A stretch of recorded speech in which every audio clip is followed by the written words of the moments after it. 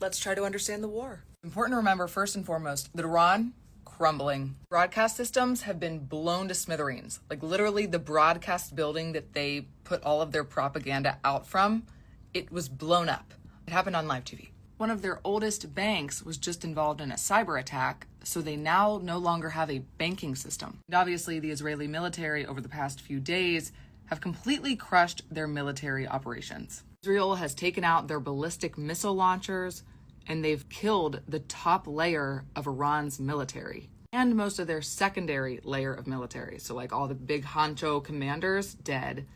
The guys that would replace them, dead. And they've taken out about 90% of Iran's nuclear facilities. Because backstory, Iran really wants a nuclear bomb. They've been collecting and building all of these uranium enrichment facilities to try to build a nuclear bomb. I think the Iranians were something like a few months away from being able to build 10 nuclear bombs in a matter of 3 weeks. And guess where they would have used those nuclear weapons?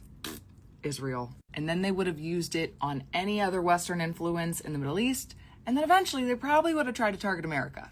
And if they targeted Israel with a nuclear bomb, and they were successful, then we would have had to get drawn into war. So the only thing that the Iranians have left is their leader, the Ayatollah, have one more nuclear facility at this place called Fordo, and they have their vast oil fields because Iran has so much oil. Iran is on the struggle bus. They're very close from having nothing left to negotiate with. I think what they care about the most would be that last nuclear enrichment site, Fordo, because once they lose that, they've lost any chance at being close to having a nuclear bomb.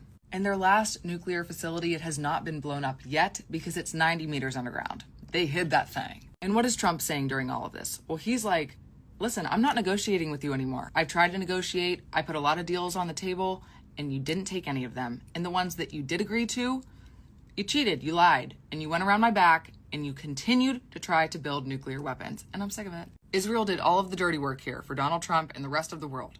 They went in, they bombed the heck out of all of the nuclear facilities in Iran. They took out their terrible supreme leaders.